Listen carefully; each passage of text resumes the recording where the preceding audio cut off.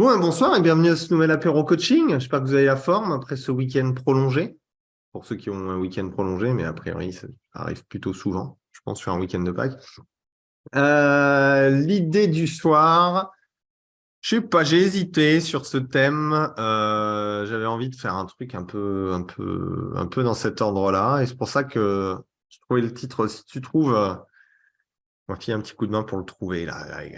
Parce que je n'arrivais pas à trouver le truc. Et je trouve que si tu trouves la vie d'indépendant difficile, regarde ce live, c'est plutôt pas mal. Parce que je pense que tous, à un moment donné, on trouve la vie d'indépendant un petit peu difficile, non? Bah, sinon, en même temps, vous ne seriez pas là. Donc, ce qui est une question absolument idiote, quand on y pense bien. Et l'idée, c'est quand même de se dire ce soir, bah, c'est peut-être difficile, mais c'est cool quand même, non?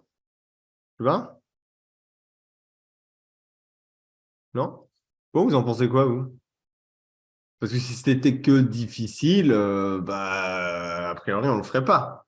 À moins qu'on ait des tendances à... Bref, mais vous m'avez compris. Donc, je pense que dans l'idée, c'est que c'est plutôt cool. Vous en pensez quoi, vous? Plutôt cool, la vie d'indépendant ou pas? Au fond. Au fond. Tentez. C'est dur, c'est un choix. Je trouve ça stressant. C'est stressant. C'est Une cool. bonne expérience. C'est une bonne expérience. J'y suis pas Faut le encore, mais ça vivre. fait peur. Intéressant, ça aussi. Je suis pas encore, mais ça fait peur. Faut le vivre. Ouais. Ouais. Pourquoi faut le vivre? Je pense que tant qu'on n'a pas les deux pieds dedans, on ne peut pas savoir de quoi on parle. Mais après, voilà, c'est que, voilà, c'est que comme ça que je Et ouais. le dis. Ce qui est pas tout à fait faux, mais ce qui permet, c'est bien d'en parler aussi avant et de se préparer, mais c'est un peu comme les gosses, on a beau te dire ça passe vite et ça va être compliqué, tant que tu les as pas pris dans la gueule, C'est ça. Exactement ça. tu sais pas forcément ce que c'est. Quand il y a même, on t'a prévenu. Compliqué aussi, dit Mathilde. Oui, c'est difficile, oui. Et de toute façon, je pense que si vous avez vu mes anciens lives, j'essaie suffisamment de prévenir de finalement les fameuses règles du jeu que je vous évoque toujours et qui sont ce qu'elles sont. Comme il y a d'autres règles du jeu dans le monde de l'entreprise ou dans d'autres situations, j'ai envie de vous dire. Hein. Donc, on serait en train de discuter avec des gens qui sont tous en burn-out professionnel, ils diraient que la vie d'employé dans une entreprise, c'est super difficile. Non? Dans l'idée. Bon. Mais ce soir, j'ai envie de dire, il y a une chose qu'on peut faire en tant qu'indépendant et que moi, je trouve super cool, c'est qu'on a une liberté d'action. Dans le sens où, alors on n'a peut-être pas la liberté totale qu'on aimerait et qu'on rêverait, parce que y a forcément des contraintes, machin, mais ce n'est pas l'idée du soir, je ne vais pas tous les rappeler. Je vous envoie un peu sur certains lives qui traitent du sujet. Mais j'aime bien cette phrase de Bergson qui dit « La liberté, c'est poser des actions qui nous ressemblent ». Pas mal celle-là, non? Tu as vu, je commence avec une citation. Enfin, tu vois, j'essaie de monter en gamme sur les apéros coaching, donc je sors des citations. Ça fait réfléchir. Ben oui, parce que si la liberté d'être indépendant, et si je vais la compléter, la liberté d'être indépendant, c'est de poser des actions qui nous ressemblent, ça ouvre quand même un champ des possibles qui est quand même plutôt chouette, non?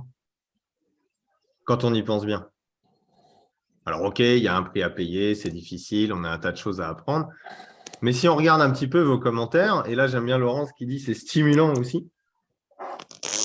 C'est un choix. Par contre, Rosario, tu as ton micro qui queen. Excuse-toi. Je vais rajouter juste exaltant suite à ça. Et après, je coupe. Ouais, non, mais je pense qu'il frotte contre ton truc, en fait. C'est plus ça. Finalement, c'est pas ce qu'on recherche quand même quand on se reconvertit. Et en plus, en tant qu'accompagnant, on le fait pour aider des gens. Donc, en plus de contribuer et de participer idéalement à quelque chose de cool et à participer à la communauté, entre guillemets. Non? Ça devient... Allez, vas-y. Vas-y, non, vas-y, je t'ai coupé la parole. Allez, c'est cadeau. Non, je disais, j'ai l'impression que ce qu'on a tendance à vivre, que ce soit dans les plus bas ou dans les plus hauts, c'est vraiment exacerbé par rapport à ce qu'on peut vivre en tant que salarié. C'est-à-dire que enfin, moi de mon côté, quand je suis euphorique sur un truc, qu'il y a un truc qui match ou que ça bouge, que ça avance, je suis vraiment dans le plus, des choses que j'ai jamais ressenties dans le salariat. Et bon, par contre, dans le bas, c'est la même chose, quoi. C'est la même chose, ouais, exactement. Et c'est ça aussi que moi, dans mon parc. Vas-y, Rosario, tu voulais compléter avec quoi? Ouais, c'était le fait de dire, tu as construit quelque chose dans ta tête. Je parle dans la stratégie, dans tout ce qu'il y a, et que derrière, tu t'aperçois que ce que tu construis, comme un gamin qui construit sa petite maison en Lego et qui voit le résultat.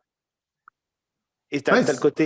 ouais, T'as c'est le côté. exactement ça. Oubliez, si on y réfléchit tous ici, que vous soyez en projet ou que vous soyez en plein dedans ou que vous soyez beaucoup plus installé ou ce genre de choses, c'est parti d'une idée quand même. C'est parti d'une pensée, quoi. Et à partir d'une pensée et d'une idée, on se retrouve à avoir traversé des étapes, à s'être dépassé, à avoir appris énormément de choses sur soi, d'affronter nos peurs. Et quand on commence la pratique, je sais pas vous, mais moi, légitimité, imposteur, escroc, j'y arriverai jamais, j'aide pas les gens, je suis nul, tous ces trucs-là, on se les prend un peu dans la gueule quand même, non? Ouais, Non? mais moi j'allais dire, avant d'avoir traversé les peurs, affronté l'inconfort et tout ça, il va falloir les affronter, quoi, Il et va les falloir y aller. traverser. Et Exactement. moi, c'est ça que je. Et le fait que ce soit d'un coup très exaltant et d'un coup beaucoup moins, moi je trouve c'est ça que je trouve très fatigant. C'est effectivement, et ça peut être usant, c'est pour ça que je parle beaucoup d'endurance, de patience, de persévérance, que ça prend du temps aussi, de ne pas se mettre dans des situations trop dangereuses ou d'inconfort trop fortes, sous Mm. prétexte qu'il faille évoluer, mais de trouver aussi son rythme d'évolution.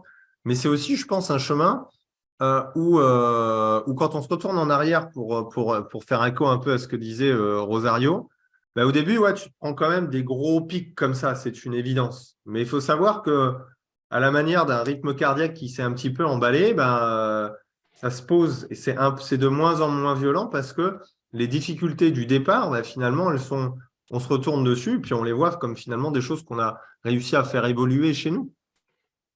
C'est un peu.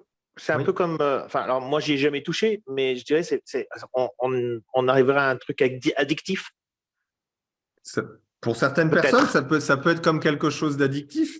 Après, il faut faire attention, ça peut être pathologique aussi. Et c'est là où je voulais pas en venir. Je voulais pas me mettre les deux pieds Oui, c'est dedans. ça. Ah ouais, vas-y. Non, mais bon. Non, mais le kick un peu des nouveaux projets, de l'exaltation, de ce genre de choses, oui, il existe. Mais je pense que à partir du moment, et c'est pour ça que je fais beaucoup de sensibilisation, où pour moi, la joie de vivre quelque chose, au fond, c'est pas forcément juste toujours dans le plaisir. Et je pense qu'il faut pas confondre le plaisir et la joie, qui sont deux choses qui sont quand même un petit peu différentes. La notion d'instantanéité dans le plaisir, ça, c'est de cultiver en fait une joie de la vie d'indépendant, mais il faut pour ça se débarrasser un peu de ce qui est idéalisant en fait, des réflexes un peu trop idéalisants. C'est pour ça que je parle souvent des règles du jeu et de ce genre de choses. Si on idéalise trop le truc et quand on se prend finalement les difficultés dans la tronche, eh ben, c'est là où on Mais peut avoir dans, des doutes, on peut remettre en question le truc, on peut avoir envie peut-être de tout abandonner, quoi.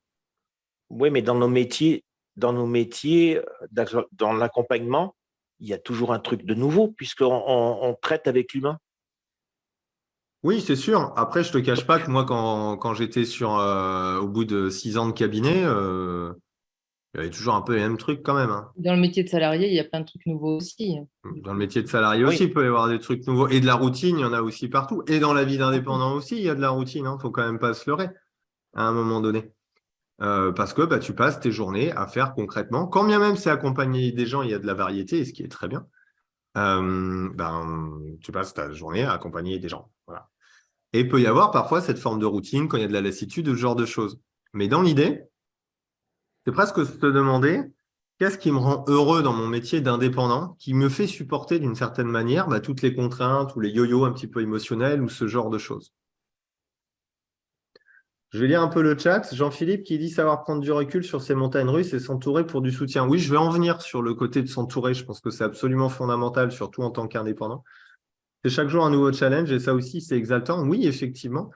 Et le truc qui peut paraître un petit peu pénible parfois, c'est que en fait, on s'arrête jamais. Moi, je vois, je suis d'une certaine manière, si je m'arrête de communiquer, si j'arrête de me faire connaître, si j'arrête de faire ces lives, par exemple, ou ce genre de choses, ben, mon activité, qu'est-ce qui va se passer? Ben, petit à petit, on va m'oublier.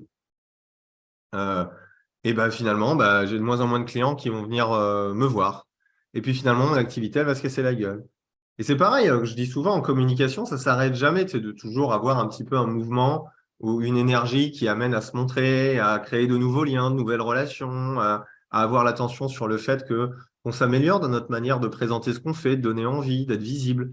Et ça, c'est un petit peu le fil rouge qui, d'une certaine manière, peut amener à cette notion de contrainte, un peu de difficulté, où on se dit, ah, putain, il faut toujours que je communique et de me faire connaître, etc. Et c'est chiant, et c'est machin, et c'est ci, et c'est ça. Mais au fond, on a la liberté de choisir le rythme auquel on le fait. On a la liberté de choisir comment on le fait. On a la liberté, à mon sens, et ce mot de liberté, je dis souvent, la liberté, c'est se sentir... la liberté, c'est une prison dans laquelle on se sent bien. Parce qu'il y a des murs, il y a des contraintes, il y a un cadre dans lequel on est obligé d'évoluer et de se sentir bien. Parce que Mais c'est toi dans, qui l'as mis. mais dans Parce ce que c'est cas, toi qui l'as mis. C'est toi qui l'as créé. c'est toi qui l'as créé, en fait, tu as le Quand droit t'es- de choisir. Voilà, quand tu es salarié, ben, on t'impose le cadre, on t'impose les règles. Exactement. Et c'est de cette liberté-là dont je parle finalement. Et cette liberté aussi de poser des actions qui nous correspondent, de poser les murs, les jalons, les limites qui nous correspondent et qui nous ressemblent. Et souvent, on rentre dans des systèmes de comparaison quand on est indépendant, et surtout et dans le monde de l'accompagnement, je le vois souvent, où on va se comparer à lui, il fait ci, lui, il parle comme ci, lui, il fait comme ça, il accompagne comme ci, etc., etc. Non, ça n'arrive à personne ici, je suppose. Si, tout le temps. Si, hein, tout le temps. Bon, hein. Remise en question, c'est les remises en question. C'est ça qui est, à un moment, c'est addictif. Tu deviens dépendant de ça parce que tu te dis, je ne vais pas m'enfermer. Je n'ai pas envie de m'enfermer dans un truc. Je pense que la comparaison, c'est la plus grande catastrophe de l'histoire de l'humanité, d'une certaine manière, hein, de manière générale. Mais c'est très humain en même temps. On n'y peut rien. Et on confond, et souvent dans l'entrepreneuriat, j'ai tendance à dire, ou dans la vie d'indépendant, pensez à vous inspirer plutôt que vous comparer. Parce que on a tous, d'une certaine manière, la clé de la réussite, c'est de trouver sa place.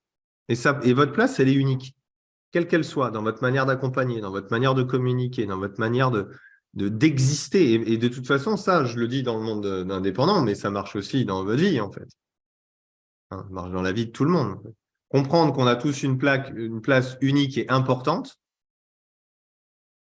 dans tous les domaines de notre vie, je pense que c'est déjà un chemin plutôt intéressant sur les comparatifs et le côté de la verticalité dans la comparaison, quoi. Lui, il est meilleur que moi. Et moi, non, non, non. Si on allait sur une horizontalité, ça pourrait être hyper intéressant. Et c'est en ce sens où être indépendant, c'est aussi être à la recherche, et elle peut bouger. Et c'est ça que je trouve chouette finalement, d'être à la recherche de sa place. Dans mon parcours, j'ai changé 3, 4, 5 fois en fait de place que je pensais avoir et qui était importante. Et celle que j'ai aujourd'hui, peut-être que dans 2 ans, elle aura évolué, elle aura changé. Et c'est cette liberté aussi de pouvoir faire évoluer mon activité, comment j'accompagne et j'aide des gens, en parallèle de ma propre évolution, qui est assez géniale. Là où effectivement, peut-être parfois dans le monde de l'entreprise, eh ben toi, tu évolues peut-être dans une certaine direction, mais si le cadre qu'il y a autour de toi, il évolue pas, c'est là où on se sent plus à sa place dans son travail, on a envie de changer de travail, etc., etc., ou alors carrément de quitter le monde de l'entreprise. Alors qu'en tant qu'indépendant, on a cette liberté absolument incroyable de pouvoir faire évoluer son activité en même temps que nous-mêmes, on évolue. Et en plus, on est dans des gens, ce qui est quand même plutôt cool dans l'idée. C'est tout à fait ça, parce que tu regardes ce qui s'est passé il y a 2 ans avec le Covid, où tous ceux qui étaient dans un cadre bien spécifique, on les a sortis en disant cette fois-ci, vous restez à la maison, vous travaillez à la maison, vous revivez, vous revivez des choses que vous n'avez pas l'habitude de vivre. Ça a remis à plat énormément de choses. Bien évidemment. Il y avait Jean-Philippe qui voulait dire quelque chose, il me semble. Tu avais levé la main, non? Non, j'ai juste levé le pouce pour levé dire le pouce, pardon. que j'étais assez d'accord, mais je me souviens même plus avec quoi. Ok, super. Remarque de Sophie, moi je trouve cela stressant quand tu vis des choses personnelles compliquées et qui t'affectent, car ça affecte ton quotidien. Ouais. Pour ceux qui ont lu mon mail de début d'année, je pense que vous avez compris que mes 3 dernières années étaient assez sympathiques. Et c'est vrai que ça... Plus que Ça- quand, je trouve que ça t'affecte plus que quand tu es salarié, parce qu'en fait, quand tu es salarié, Ah ouais. un espèce de, entre guillemets, train-train qui est obligatoire. Ouais. C'est le truc. Enfin, moi, là, je vis un truc hyper compliqué depuis plusieurs Ouais. mois et je vois que ça m'affecte beaucoup, quoi, en fait. C'est très, très difficile. Et En j'en fait, avais parlé, je crois, hein, de ce truc-là déjà. Oui. dans la façon de mettre en place les choses, tu te concentres moins, enfin, tu es moins performant et donc, du coup, en fait, j'ai l'impression que quand tu es indépendant, tout est, tu avais raison, je crois que c'est Charlotte qui disait ça, tout est un peu exacerbé, c'est-à-dire qu'en fait, chaque truc, c'est comme si c'était c'est un peu plus cher, dans le sens où si c'est top, effectivement, voilà, et quand ça, tu te prends un coup, c'est une bonne claque, en fait. Ben oui, et en même temps, je peux te dire que je ne sais pas comment j'ai fait pour continuer à faire tout ce que j'ai fait ces 2-3 dernières années. Tu regardes mes lives et tout, c'est complètement transparent. Mes coachés n'étaient pas au courant. Il n'y a rien qui transparaissait parce que ça a nécessité d'aller chercher chez moi. Et c'est là où se trouve riche aussi la vie d'indépendant. C'est d'aller chercher des ressources que toi-même tu pensais ne pas avoir, en fait. Et du coup, je trouve ça, tu vois, quand j'ai une séance et que du coup, je mets complètement de côté mes problèmes, ça me demande une énergie monstre et je trouve qu'après, Oui, c'est plus difficile, mais bien sûr, j'ai vécu la même chose que ce que je vis en ce moment, je l'ai vécu il y a 10 ans en étant salarié, donc je peux vraiment faire le distinguo. Et je trouve ça beaucoup plus dur. Oui. Voilà, j'ai vécu quasiment la même chose, donc c'est facile. Je trouve ça beaucoup, beaucoup plus dur parce que quand tu es salarié, mine de rien, tu dois aller pointer, entre guillemets, tu dois aller tous les jours au bureau, tu dois prendre sur toi, tu dois te maquiller, te préparer parce que tu dois, voilà. Et que là, si tu n'as pas de séance, tu te laisses plus aller, il faut te mettre des coups de pied au cul pour faire ceci, des coups de pied au cul pour faire cela, donc je trouve Oui. ça. Ce qui peut effectivement dépendre du poste de salarié, mais sur ce point-là, excuse-moi Rosario, c'est fais attention à ton micro, comme ça gratte sur la fermeture éclair, je pense. Mais tu as vu, à distance, j'arrive à capter ce qui. Bref. Sur ce point-là, si tu t'écroules, tout s'écroule en fait. Voilà. Et je pense que c'est une notion qui met face à une responsabilisation incroyable. Et avec le recul, je pense que ça m'a amené à mobiliser des choses que je ne pensais pas être capable de mobiliser. De tenir une entreprise, de continuer à accompagner des gens dans des conditions optimales, de devoir à la fois gérer mes difficultés émotionnelles, familiales, logistiques, matérielles et financières. Mais il faut que le bateau il reste à flot, en fait. Et c'est ça que j'ai trouvé riche, en fait, finalement, dans le parcours face à la difficulté. C'est que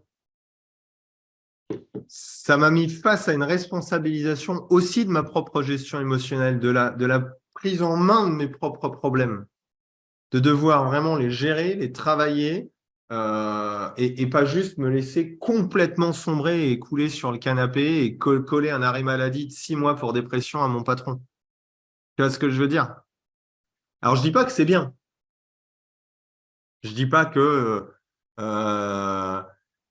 peut y avoir des dommages collatéraux et ce genre de choses. Et là aussi, je pense que c'est de notre responsabilité de prendre soin de notre système émotionnel. Et de toute façon, c'est pas à vous que je vais le dire, hein, je pense quand même. Je veux dire, ça demande un minimum de responsabilité d'être face à ses propres problèmes. Mais qu'en se retournant sur le parcours, je me dis, putain, quand même, t'as géré, mec. Malgré la tempête, tu as réussi à maintenir le bateau à flot et à avancer. Et ça m'a amené à devoir mobiliser des ressources que je n'aurais pas mobilisées si j'avais pas été indépendant et confronté à ça. Alors oui, c'est difficile.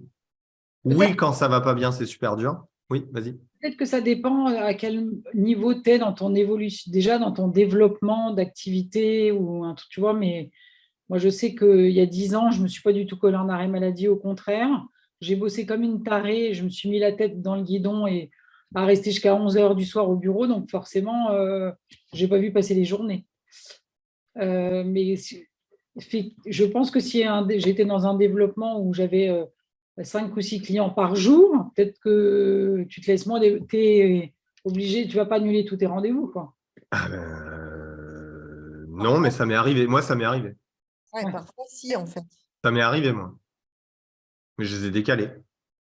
Quand c'était trop, je les ai décalés. Oui, ça m'est arrivé, bien sûr. Et ça arrive, ça fait partie parfois d'être à l'écoute aussi. Mais de toute façon, la vie est plutôt bien faite sur ce sujet-là, hein. Généralement, les clients annulent d'eux-mêmes. Oui, ceci dit, j'ai jamais eu aussi peu de séances. Ils n'appellent pas et ils annulent quand tu n'es pas disponible. C'est marrant, ça marche un peu tout seul, ce truc-là. Responsabilité. Question intéressante de Nathalie. Est-ce que c'est de la responsabilité ou de la pression? Est-ce que tu peux préciser? Si tu peux parler. Si tu peux parler. Oui, je peux parler. Du coup, je sais plus ce qu'on disait quand tu parlais de responsabilité. Moi, je me disais, est-ce que du coup, ouais, c'est pas hyper stressant plutôt que. Alors, je sais plus le contexte en fait. Non, Je sais c'est le plus ce fait que si tu t'écroules, le bateau coule, je pense. Si toi tu tombes, il y a tout qui s'écroule. C'est quand je parlais de ça. Et que ça te met face à la responsabilité de devoir prendre des décisions quand même, de gérer émotionnellement ce qui se passe pour toi, c'est probablement dans cette partie-là que Oui, tu me l'as peut-être. évoqué. Ouais. C'est la pression. Tu sais, à un moment donné, quand la survie elle est en jeu, Ouais. tu vois ce que je veux dire. Et c'est ça qui est intéressant, je trouve aussi dans la vie d'indépendant, quand même, ça peut pas paraître sexy sur le papier, mais j'ai appris à devenir un être responsable. Je pensais être responsable avant, tu vois, pourtant j'avais déjà des gamins, machin, tout ça, j'avais des postes à responsabilité, tu vois, je me disais que j'étais quelqu'un de responsable. Mais en fait, je me suis rendu compte que non. Marrant, hein, comme quand on y pense, on se raconte plein d'histoires. Et en fait, c'est face à ça où je me suis dit, tu es obligé, mec, de prendre vraiment des décisions, de passer à l'action, de t'organiser. Tu n'as personne derrière toi pour te pousser au cul, pour te dire fais ci, fais ça ou n'importe quoi. Tu n'as pas un cadre dans lequel tu es obligé d'opérer de manière automatique. Et c'est là où ça m'a développé le sens véritablement de ma responsabilité individuelle face à ma vie, face à mes problèmes, face à ma gestion émotionnelle, face à ce que je dois faire, les mouvements que je dois mettre en place. Ma responsabilité aussi de lever le pied, de dire stop à certains moments. Ma responsabilité aussi de dire là, je ne suis pas disponible. Je mets ça de côté, je le ferai plus tard, parce que là, ce n'est pas possible. Et ça, je pense que c'est ce que je trouve vraiment absolument incroyable dans cette vie d'indépendant. Ça peut paraître difficile sur le papier, mais c'est un chemin d'évolution qui est absolument incroyable, en fait. Absolument incroyable. Et c'est sûr que même si ce n'est pas facile tous les jours, je pense que surtout pour les accompagnants, on est souvent en mode un peu développement personnel, on est un peu en mode, on a envie de travailler sur soi, d'évoluer, on a envie de toutes ces choses-là, non? Enfin, j'ai l'impression, non? C'est ça. Hein, globalement? Ouais. Ce que vous dites, c'est valable des deux côtés, j'ai l'impression. On Vas-y. m'entend mal? Non, je t'entends bien, Ségolène. J'écoute ce que vous dites et j'ai l'impression que ce soit salarié ou indépendant, les deux discours tiennent des deux côtés. Finalement, si on fait quelque chose qui nous met en joie et qui nous plaît, on en tire une certaine énergie qui peut nous permettre, quand on est dans une situation problématique, voire très compliquée, d'arriver à tenir le coup. C'est tout à fait ça. Ça va dépendre de notre tempérament, si on est plutôt indépendant ou plutôt salarié. Exactement. De toute façon, dans les deux situations… Oui, vas-y, Rosario. C'est peut-être ça la dichotomie entre le salarié et l'indépendant. C'est que le salarié, il est, on va dire, monotâche et que l'indépendant est multitâche parce dans le cas de monotâche, j'entends dans le cadre d'une fourmilière organisée en société, puisque tu as une responsabilité, parce que tu as une action à faire.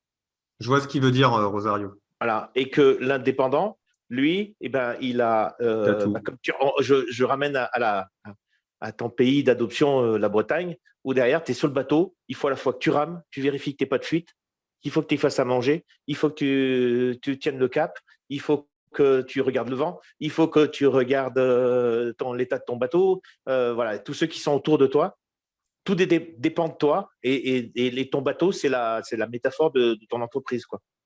Ouais, j'avais fait cette analogie une fois et c'est pas de dire que le salarié il a moins de trucs à faire ou ce Non, genre non, de choses, hein. Ça, on a bien, c'est moi pas dégradant. j'ai bien compris. C'est juste que l'aspect de la multiplicité des tâches à effectuer, tu dois construire le bateau, savoir naviguer et savoir l'entretenir. Là où souvent dans le salariat, on est souvent mis dans un bateau dans lequel on va nous donner une tâche Les à tâches sont accomplir partagées. et où les tâches sont partagées. Après, il y a des Oui, postes de alors, salariés où tu as une tonne de responsabilités à assumer. Ah oui, je sais non, bien. mais c'est clair, là, depuis tout à l'heure, on parle de salariés. Enfin, moi, j'étais salariée pendant 22 ans. J'ai pas vécu tout ce qui est dit là, hein. Enfin, il y avait personne qui me disait ce que je devais faire, hein. Donc, ça dépend. Mais Oui, ça dépend, hein. pour moi, Ça la dépend, hein. Non, difficulté, mais c'est qu'il y a plein de choses qu'on rajoute et qu'il va y avoir Voilà, toute la partie administrative qui doit c'est être ça. rajoutée. Pendant 22 ans, on s'est occupé de moi dans tous ces trucs-là et que maintenant, bah, non seulement je dois faire mon boulot et en plus, je dois faire. Voilà, c'est ce paramètre-là, exactement. tu es face à toi-même. Moi, en En tant gros, que tu es face à salarié, toi-même. j'étais Voilà. probablement un petit peu comme toi, Mathilde. Moi, j'avais personne qui me disait quoi faire et je devais gérer tout le monde. C'était l'enfer. Donc, mais mon salaire tombait. Je rentrais chez moi le soir, j'essayais de décrocher. Oui, Si tu avais mais moi, pareil, si je faisais pas mon boulot, il y avait personne qui le faisait à ma place, hein. Donc, Exactement. quand je revenais, je le retrouvais, quoi, hein. Et là, c'est effectivement un rajout de paramètres en tant qu'indépendant qui peut parfois être assez vertigineux, mais qui nous amène aussi à devoir développer, je pense, des qualités relationnelles, des qualités organisationnelles, des qualités en termes de motivation, de persévérance, de discipline, qui sont d'une richesse absolue. Et c'est là où moi, je trouve que se lancer dans l'aventure, c'est un magnifique chemin d'évolution, je trouve. La personne que je suis aujourd'hui, ben ça va faire bientôt 8 ans, 9 ans, bientôt que je suis indépendant. C'est mon parcours d'évolution, il est absolument incroyable, en fait, tout ce que j'ai dû dépasser et apprendre à faire que je sais faire aujourd'hui. Et je vais encore en apprendre des louches, hein. Ça fait 5 ans et je me dis toujours pourquoi je l'ai démarré aussi tard. Moi, ça va là. Moi, je me suis dit c'était le bon moment à chaque fois. Tu vois. Il n'y a Moi, jamais trop de hasard, hein, généralement, hein. oui, oui. Puis il y a C'est le plein de parcours de choses vie. aussi. Je l'ai Il y a, vu. il y a un élément aussi, c'est oser le rapport de l'échec à de l'expérience, en fait. C'est-à-dire quand on fait quelque chose, c'est d'accepter qu'on peut se planter, qu'on va devoir apprendre, recommencer et toutes ces choses-là.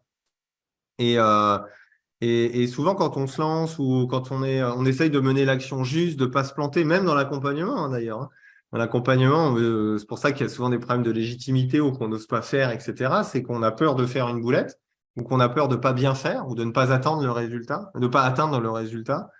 Mais j'aime bien cette phrase de deuxième citation de la soirée. On est vraiment sur un truc hyper philosophique ce soir quand même.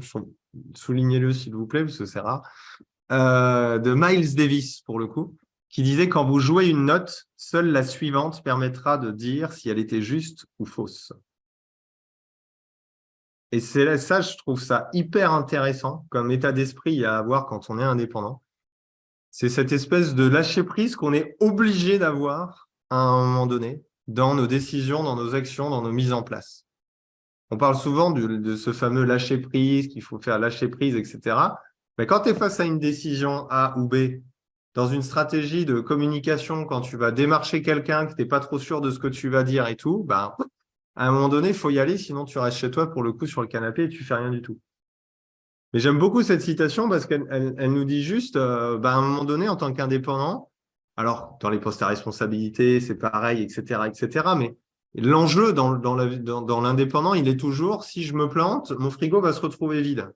Et c'est pas forcément toujours le cas qu'on peut avoir dans d'autres situations. Et c'est cet enjeu majeur de devoir tout tenir et d'être quasiment seul responsable de tout qui nous amène des fois à hésiter à jouer une note. Alors qu'on ne sait pas ce qu'elle va donner, cette note qu'on va jouer. Et de s'autoriser à voir si la suivante, est-ce que ça sonne juste ou est-ce que ça sonne faux, et de recommencer, et de continuer, etc., etc.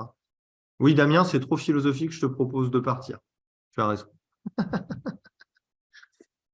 Et à la fin, ça donnera une sacrée mélodie de toute manière.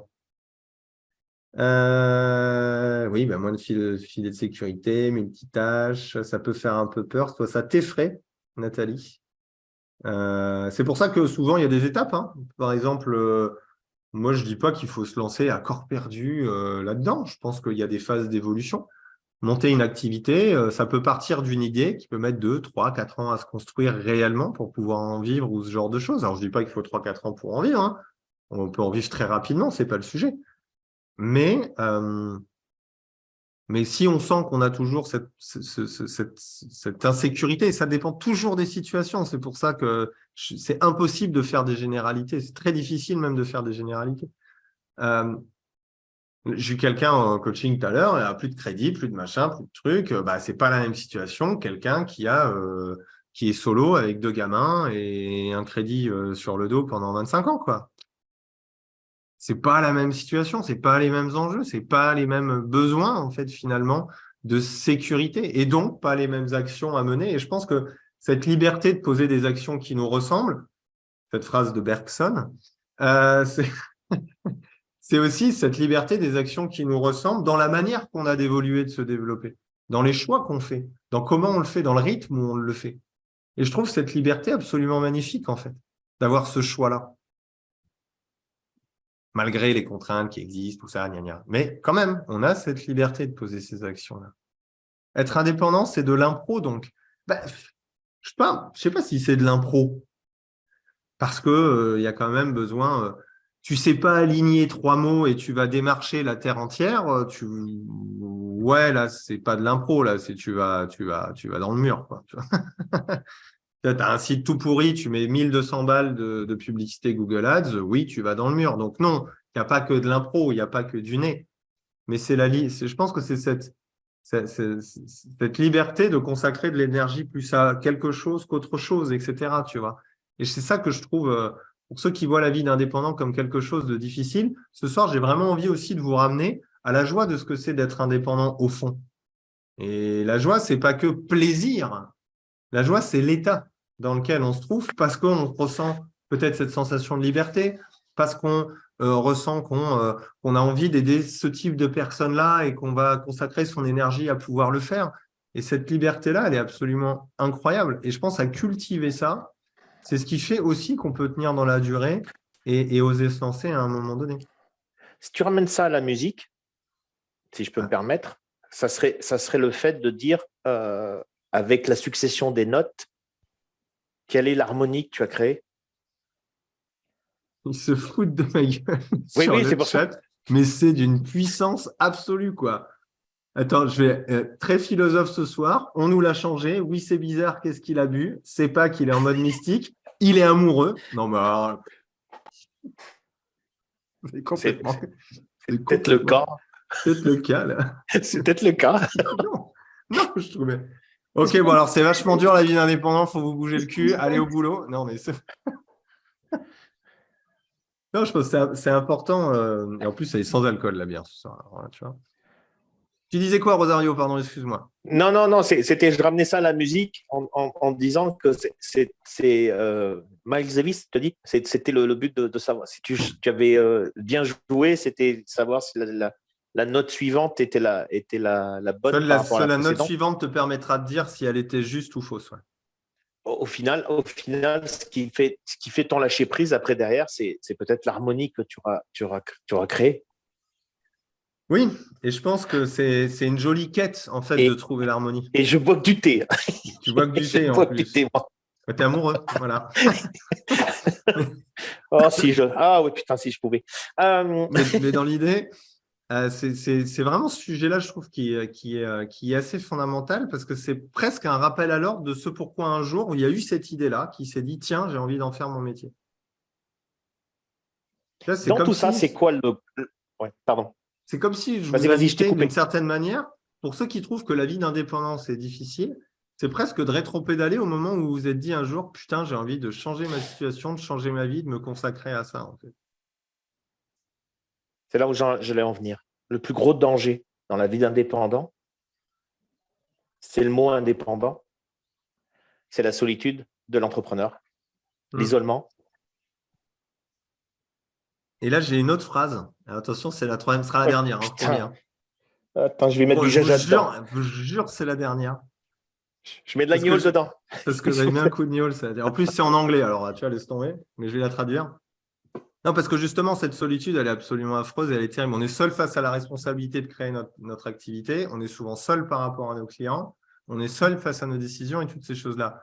Et je pense que pas se faire aider, c'est une erreur absolue et totale, en fait. Il y a cette phrase « Asking for help isn't giving up, it is refusing to give up ». Alors, je traduis, pour ceux qui ne sont pas… c'est que si tu demandes de l'aide, ce n'est pas un abandon, c'est refuser d'abandonner. Et je trouve cette phrase hyper intéressante. Demander de l'aide, c'est refuser d'abandonner, en fait. Et ça peut être de l'aide sur là où vous pêchez. Ça peut être n'importe quoi, que s'en fout, que ce soit de la com, que ce soit sur peut-être les problèmes de légitimité ou sur des problèmes de supervision, d'expertise, ou peu importe les choses. Mais savoir se faire, un indépendant qui ne se fait pas aider, c'est même pas la peine, quoi. Là, pour le coup, je peux comprendre que c'est difficile, qu'on s'enferme en plus dans nos propres histoires, qu'on se raconte de sentiments d'imposteur, de j'y arriverai pas, de c'est difficile, qu'on va se comparer à ceux qui font des jolis trucs sur Internet et on va se dire « Regarde, lui, il y arrive, moi, je suis nul !» Et toutes ces choses-là. Se faire aider, ça nous permet aussi de prendre du recul. Ça permet aussi vraiment, à un moment donné, de se prendre 2-3 petites claques dans la tronche gentiment, hein, avec beaucoup de douceur et d'amour, mais qui nous permettent de nous dire « Non, mais attends… » Et ce soir, par exemple, typiquement, moi, j'ai envie pas de mettre une petite claque parce que c'est plus une caresse philosophique ce soir pour une fois. C'est rare, profitez-en. La prochaine, ce ne sera pas le cas. Hein. C'est aussi de dire, c'est bon, quoi. C'est cool d'être indé aussi. Et rappelez-vous pourquoi vous avez décidé de le faire. Mais si c'est trop difficile, demandez de l'aide. Faites-vous aider aux endroits où ça pêche. Refusez finalement d'abandonner d'une certaine manière. Tu vois. C'est pour ça que travailler avec les binômes, oui Sylvie, c'est pour ça que j'ai mis les binômes sur le révélateur, c'est pas pour rien. Je les ai mis parce que quand ils jouent le jeu, hein, bien évidemment, ça se passe super bien. Parce que on a quelqu'un avec qui on peut échanger, qui nous donne un effet miroir, etc., etc.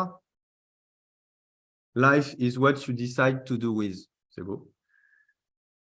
Il y a une complémentarité en fait avec les binômes. Enfin, Ouais.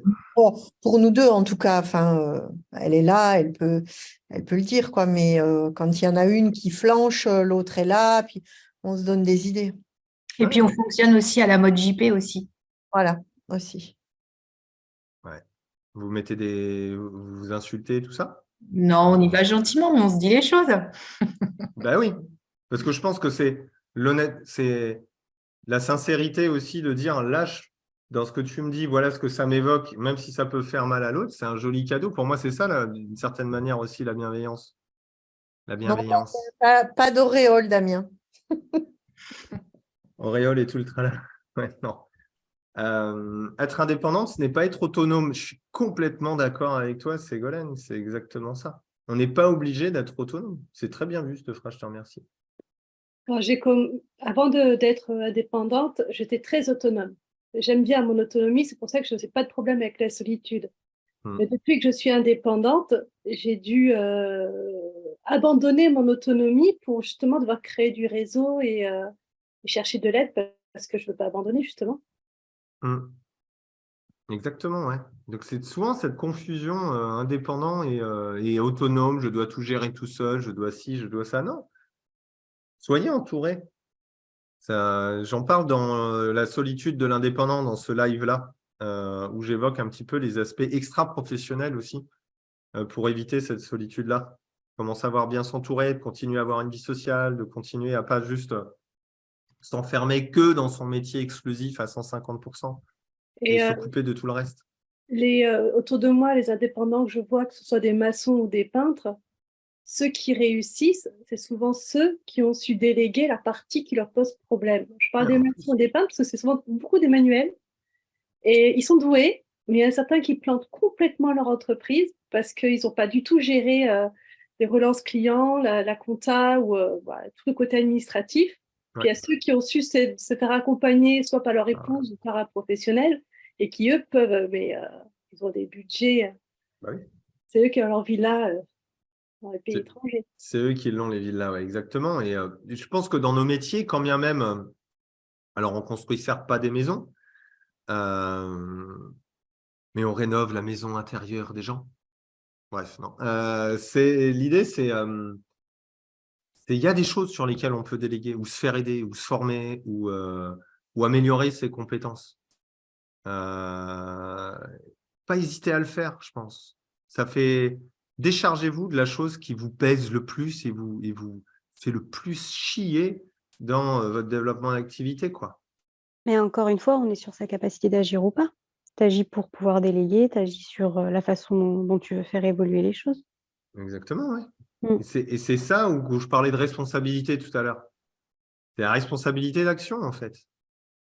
Et on est face à ça. Je peux me laisser couler ou me laisser finalement sombrer tout seul et me décourager, ou je peux prendre la responsabilité à un moment donné de me dire, là, ça ne va pas du tout. Je joue une note qui est peut-être d'investir chez quelqu'un sans savoir si elle sera de manière certaine, juste ou fausse, mais je la joue parce que là, à ce stade, si je ne la joue pas, je sens que toute ma symphonie va s'écrouler, quoi. Oui, mais ça ne fait pas tout quand même. Ça ne fait pas tout, mais c'est un élément. Voilà, tu peux quand même avoir à côté de ça une pression mentale. Tiens, est-ce qu'il a fait ça? Qu'est-ce qu'il va faire? Ou voilà.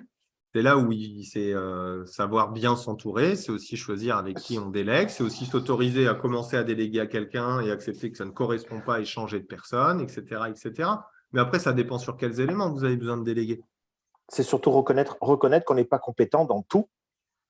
Et que c'est très difficile de devenir compétent dans tout. Voilà.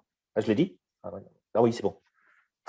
C'est très, très difficile de devenir compétent en tout. Et je pense que ça peut prendre des années pour le coup, et c'est OK. Après, moi, je garde toujours mes fondamentaux. Hein. Si vous ne savez pas aligner 3 mots dès le début de votre pratique, ça va être compliqué. Donc ça, c'est de votre responsabilité de l'apprendre. Ça, je ne l'enlèverai jamais. Vous n'allez pas déléguer votre démarchage ou votre publicité ou votre écriture de site Internet. Pour moi, c'est une aberration. Oui, avoir un minimum de connaissances quand même en tout pour pouvoir déléguer aux bonnes personnes. Exactement. Voilà. Exactement. Exactement. Donc, il faut connaître quand même un petit peu les choses, donc s'y intéresser, mais c'est là où vous évoluez.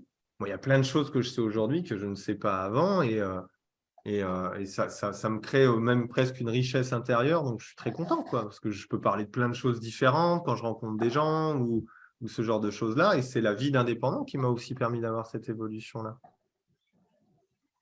Il y a du chat GPT maintenant. Oui, bah, allez-y. Testez chat GPT, vous allez voir, ça va être intéressant.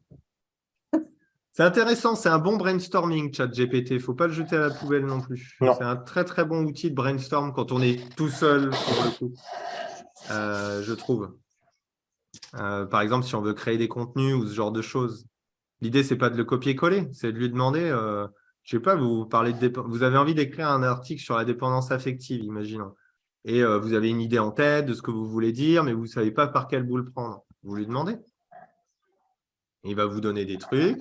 Puis vous allez dire, ah ouais, c'est pas mal. Mais ça va être une surface projective de votre propre structure de rédactionnel. Il ne faut pas le voir comme un copier-coller ou comme quelque chose qui est un état de fait. Moi, je m'en sers. Moi, des fois, je m'en sers pour, quand je n'ai pas d'idée, je tape un truc et je regarde ce qu'il m'écrit. Je fais, ah non, c'est de la merde. Mais moi, pouf, ça m'a déclenché mes propres idées. C'est une trame. C'est même pas une trame. Des fois, ce n'est pas une trame. Des fois, justement, je prends l'opposé parce que je ne suis pas du tout d'accord. Mais ça m'active, en fait, mon brainstorm, mon auto-brainstorm. C'est pour ça que les mails que tu nous envoies sont aussi tardifs. Non, c'est une boutade. C'est bon, je m'en vais. Je vais faire un tour. Non, sur les mails du lundi, je le fais pas. Mais du lundi, je le fais pas. Parce que je sais ce que je raconte généralement. Et puis, je préfère le raconter en live, c'est plus intéressant. Mais par exemple, là, j'ai terminé une partie de... J'ai quasiment terminé le livre que je coécris, là. J'avais besoin d'études de cas. De situations. Et des situations, j'en ai 1 milliard dans la tête, quoi. Des gens, j'en parle tous les jours. Et donc, d'arriver à en sélectionner 5, je n'arrivais pas à structurer mes idées. Je veux dire, raconte-moi l'histoire d'un indépendant qui a foiré son installation. Et juste sur 2-3 premières lignes, ça m'a activé ma mémoire. Ah ouais, mais ça me fait penser à machine, en fait. Et pouf, je l'ai laissé de côté et j'ai écrit l'étude de cas. Donc, je m'en suis servi comme ça. Mais ceux qui s'en servent comme je te crée ton contenu, eux, c'est sûr, ils iront dans le mur parce que ça se verra Ça se voit. 2 claquements de doigts, quoi. Donc, mais c'est un Wikipédia, en fait. Hein. C'est un Wikipédia sur demande, si vous préférez. Hein. De toute façon, c'est ce qu'il fait. Il va chercher les informations et les structures. Exactement. Mais typiquement, moi, je me suis autorisé à l'utiliser à ce moment-là. Ça m'a enlevé une charge mentale. Tu vois, je me suis dit, je vais l'utiliser à ce moment-là parce que je n'arrive plus à structurer mes idées. Après, pouf, ma créativité était lancée. Ça a duré 5 minutes. Ma créativité était lancée. J'ai envoyé la sauce. Donc, c'est aussi de se faire aider. C'est d'avoir, pour moi, j'ai mon coach, qu'on s'auto-coach. On s'appelle tous les jours. On papote. T'en es où, machin, truc, t'as fait quoi, tu vois. Hey, ta page de vente, elle ressemble à quoi? Ça, ouais, c'est de la merde, tu vois, on a quelque chose où on n'est pas seul, en fait. Et je pense de savoir s'entourer, c'est pour ça que les binômes, ils sont en place sur le révélateur ou ce genre de choses, c'est vachement intéressant. Et ça fait partie de la prise de responsabilité et de la liberté de choisir aussi les gens avec qui on a envie de travailler, les gens avec qui on a envie de correspondre, les prestataires avec qui on a envie de travailler. Tout ça, on a le choix, en fait. Et je pense que ça, c'est quand même un truc plutôt cool de la vie d'indépendant. Hein. Enfin, je sais pas. C'est ça. De choisir avec qui on bosse, comment on bosse, ce qu'on raconte, à qui on le raconte et à quel rythme on fait les choses. C'est quand même intéressant, non? Lao Tzu a dit… Non, je déconne. C'est trop, là, sinon. Ouais, c'est trop. 3, je me suis dit, c'est bien. Après, je vais… non, après, ça va pas. Quand même. Déjà qu'au bout qu'une ou deux, on me dit que je suis amoureux ou que j'ai trop bu. Alors, tu vois… Oui, mais Damien, il va nous en trouver une, là, Damien. Ah, je suis sûr, il en a plein en stock. Oh, putain, t'en as plein en stock. Si, il a écrit un livre. 2 minutes, tu vas nous dire révéler le potentiel qui est en vous et là, on est foutu. Ouais, active les ressources intérieures en choisissant les outils. Ah non, c'est pour arrête. J'ai les oreilles qui saignent déjà. Ouais. Bon, est-ce que vous avez d'autres partages? Est-ce que vous… Je sais pas, qu'est-ce que vous retenez de cet échange de ce soir, certes un petit peu plus philosophique que d'habitude, mais pas tant que ça, à mon sens. Ça fait du bien. Tu vois, c'est sympa. Ouais. C'est sympa. Non, je sais pas, qu'est-ce que vous retenez, vous, un petit peu de tout ça, ou qu'est-ce que ça vous évoque que vous aimeriez partager avec les autres? On a quand même un sacré pouvoir au final. Putain, ouais. Le fait de devoir se donner les moyens. Ouais. Se donner les moyens, j'aime beaucoup ça, parce qu'il y a vraiment en correspondance en plus avec le côté du sacré pouvoir. Ouais. Savoir dire non aussi. Savoir dire non aussi à ce qu'on ne veut pas, savoir dire non à des personnes avec qui on n'a peut-être pas envie de travailler ou des directions dans lesquelles on n'a pas envie d'aller. Ça, c'est une sacrée liberté quand même aussi, hein, je trouve. Exister comme on a envie d'exister. Oui. J'allais dire, c'est la liberté d'être soi, mais tu me l'as dit. Ouais, mais c'est exactement ça. Ouais, c'est la liberté d'être soi. Hein. Ce qui fait peur, la liberté, c'est… Et ouais. Qu'est-ce qui peut faire peur là-dedans? C'est qu'on ne s'autorise pas non plus aussi à jouer une note. Parfois, c'est la note qu'on va jouer et la suivante, elle va sonner fausse. Donc, on saura que peut-être la direction que je pensais vouloir prendre, finalement, ça n'allait pas. J'ai mis 6 ans à comprendre que l'accompagnement thérapeutique, ce n'était pas fait pour moi. Pourtant, j'ai sacrément joué des notes là-dedans. Hein. Je me suis rendu compte que c'était faux pour moi, dans ma manière d'accompagner, dans l'énergie dans laquelle j'avais envie d'accompagner les gens. Ce pourquoi j'avais envie d'accompagner les gens. Puis pouf, je suis redirigé, puis C'est aussi repousser ses limites aussi quelque part. Complètement. Ouais. C'est sortir du monde binaire dans lequel on a été induit, programmé. Oui. Et c'est ça qui fait peur. Enfin, qui fait peur. Sur lequel on a du mal à avancer avec la succession, l'imposture, le problème de parler de l'argent, le problème de parler de ça, tous les problèmes dont on parle avec toi tout le temps. Tout le temps. Tu vois, et que tu rabâches à chaque fois. Voilà. Être indépendant, c'est donc sortir de la matrice quelque sorte, parce que on est quand même bien dans la matrice, notamment la matrice de l'URSSAF. Ça, on est bien dedans, celle-là, il n'y a pas de problème. Il n'y a aucun souci avec celle-là. La matrice, elle te rattrape toujours. C'est l'agent Smith. Tu vois, Le fisc. Mais tu vois, c'est... Je ne sais pas si c'est une sortie de la matrice, mais en tout cas, oui, le champ des possibles peut paraître parfois vertigineux. Oui, je suis assez d'accord quand même. Mais parfois, c'est de rester sur son idée de départ et de se laisser aussi un peu porter par le chemin et de juste d'avancer, en fait, de poser des actions, de poser des décisions, parce qu'on aura la liberté de corriger le tir. On aura la liberté d'accélérer dans une direction qui nous aura plu. On aura la liberté, à un moment donné, de choisir à un carrefour dans quelle direction on ira. Et je pense que... De plus subir cette matrice, quelque part. D'une certaine manière, c'est de plus subir. Pour moi, c'est apprendre à danser sous la pluie, hein, être indépendant. Hein. Donc, c'est plutôt que de se battre contre la tempête. Comme je le dis tout le temps, celle-là. C'est la 4e, je suis désolé. Merde. Je me permets juste, il faut vraiment le faire, ça. Pour ceux, alors, en l'occurrence, qui ont des enfants, il faut vraiment les faire danser sous la pluie. Je l'ai fait à la sortie de l'école sous des trompes d'eau. On était les 3 complètement délurés à danser sous la pluie. Et c'était incroyable. Les parents criaient, hurlaient dans tous les sens. Et les 3 à être morts de rire, trempés, à devoir essorer leurs chaussettes, c'était nous 3. Trop bien. Et ça, je sais que mes filles, ça va les marquer toute leur vie. Donc franchement, faites-le. Pour rebondir sur sa citation. Et puis la pneumonie derrière, elles l'auront oublié, quoi. Ouais, voilà, c'est ça, on a une capacité d'oublier. Alors que la danse, il n'y aura pas de souci. Non, mais c'est cool, c'est génial. J'ajouterai une citation, ils ne savaient pas que c'était impossible, alors ils l'ont fait. Ouais, il y a un petit peu de ça. Alors, ce n'est pas forcément les citations avec lesquelles je suis le plus amoureux, parce qu'on les voit souvent, en fait.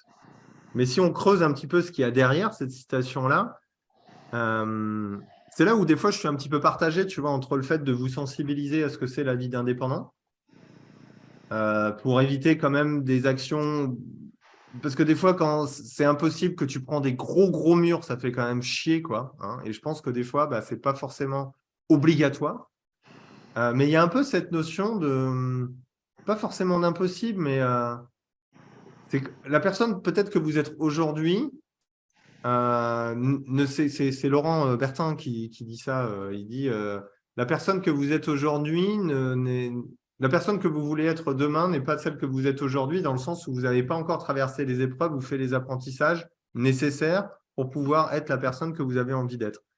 Et oui, la personne que j'étais il y a 9 ans, il y a 8-9 ans, ou même on va dire 10 ans quand j'ai commencé mes formations en coaching, etc., elle ne soupçonnait absolument pas tous les yo-yo émotionnels et toutes les difficultés que j'allais affronter en me retrouvant face à des gens, à les accompagner ou à développer mon activité et me faire connaître.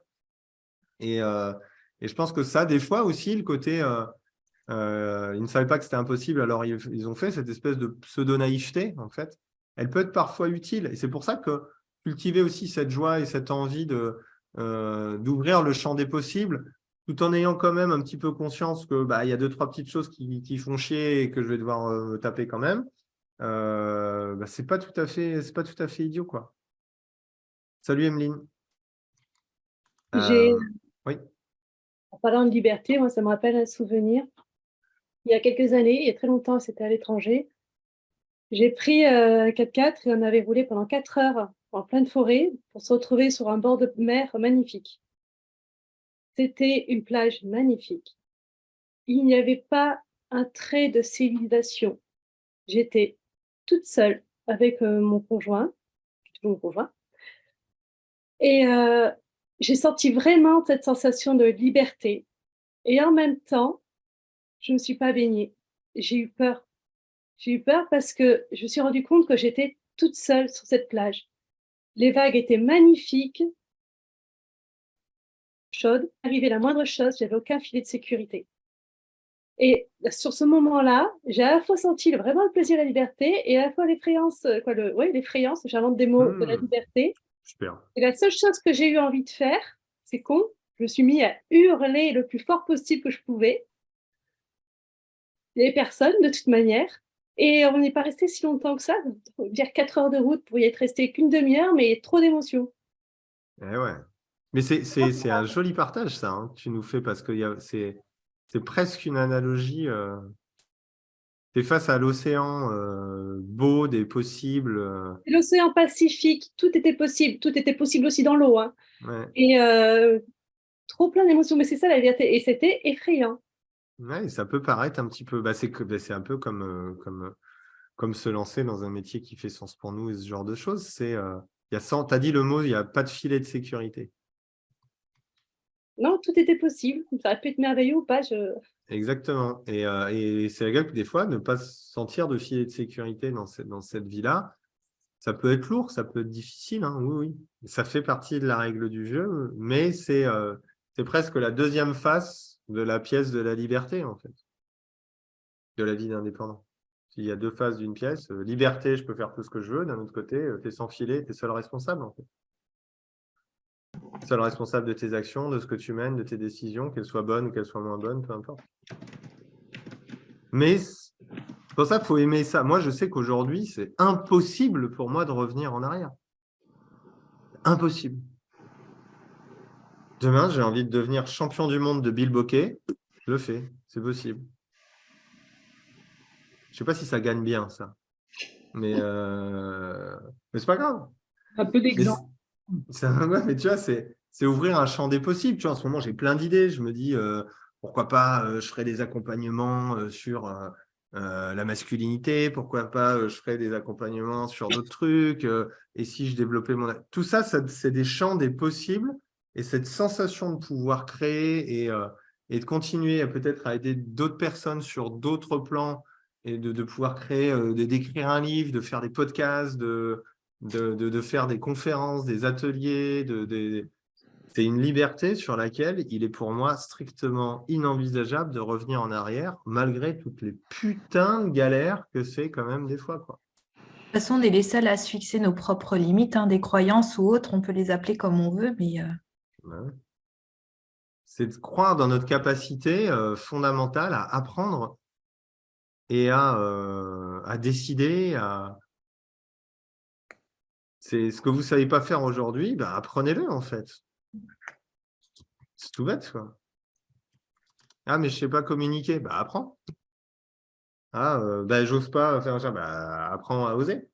Tu vois, c'est tout ça, en fait, qui, je pense, est une énergie nécessaire pour pouvoir vraiment s'épanouir dans ce métier-là. C'est de croire en sa capacité à pouvoir apprendre, à évoluer et à ce que demain, la personne que vous serez ne sera pas la même personne que vous êtes aujourd'hui et que vous serez enrichi d'un milliard de choses, en fait. Et c'est ce que je trouve beau dans cette vie d'indépendant, en fait.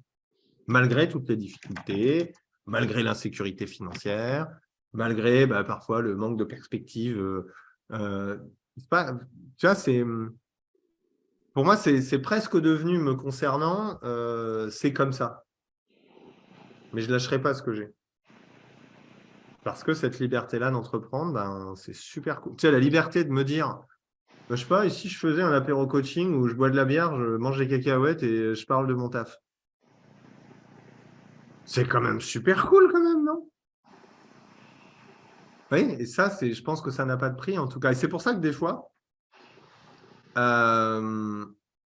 c'est de se rappeler un peu ça. Malgré tout ce que je vous raconte, hein, attention, tac, tac, tac. Mais des fois, c'est intéressant, je pense, de se le rappeler, quand même, de ne pas l'oublier. Le tout, c'est pas de se perdre dans tant de liberté. Oui, et c'est ce que je viens de dire à l'instant. Parce qu'il y a quand même, tac, tac, tac, des fois un peu. Ok, tu veux mettre ça, comment tu le fais, comment tu le mets en place, qu'est-ce que tu dois apprendre, est-ce que tu dois déléguer, tu vois, etc., etc. Les effets girouettes sont très dangereux dans la vie d'indépendant. Et c'est pour ça que des fois, il faut se faire aider. Ou avoir un binôme, ou avoir quelqu'un avec qui on peut discuter développement d'activité ou ce genre de choses. Parce que ça évite les effets de girouette, ça permet de se recadrer, ça permet de se structurer. Moi, ce que je trouve vraiment super depuis que je suis en indépendance, c'est les rencontres. Ouais, voilà, par exemple, tu vois, tu rencontres plein de gens. Génial. Ouais, ça, je suis d'accord. J'ai une question à toutes et à tous. Là. C'est quoi le... tiens, Jean-Pierre, vas-y. Ton déclic qui a fait que tu as basculé du bon côté de la force. Du bon côté de la force. Non, du bon côté de la force. Bon. Pourquoi ce ne serait pas le bon? Bref. Non, mais celui d'indépendant. C'est quoi le déclic? Le déclic, moi, c'est un truc très classique, classique entre guillemets. J'étais manager dans une boîte, je gérais tout, absolument tout. J'en pouvais plus, j'explosais et j'ai fait revoir président. Et je suis parti un peu en mode, pas fleur au fusil, mais faut que je quitte cet environnement-là, quoi, en fait.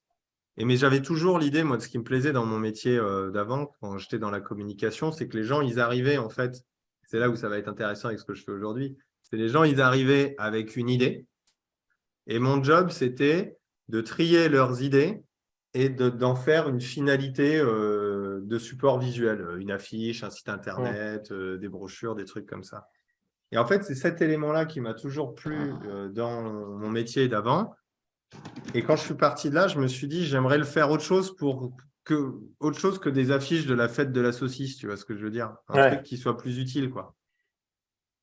Et je me suis orienté vers le coaching professionnel parce que je me disais, et tiens, cette capacité que j'ai à pouvoir mettre le doigt sur l'idée, sur le truc, etc., peut-être que je peux l'utiliser pour aider des gens peut-être à aller mieux dans leur vie. Puis je m'intéressais toujours à la psychologie. Moi, j'adore comment marche l'être humain. Je suis passionné d'être humain. Et du coup, c'est un peu comme ça, de fil en aiguille, que je me suis retrouvé à devenir indépendant. Et donc, à la base, ce n'était pas devenir indépendant qui m'intéressait, c'était consacrer ma vie à autre chose. Et puis petit à petit, j'ai apprécié ce que c'est la vie d'indépendant aussi, tu vois. C'est pour ça que j'en parle avec pas mal de recul. C'est magnifique, en une phrase, ce que tu nous as sorti. Oui, ça, c'est mon truc.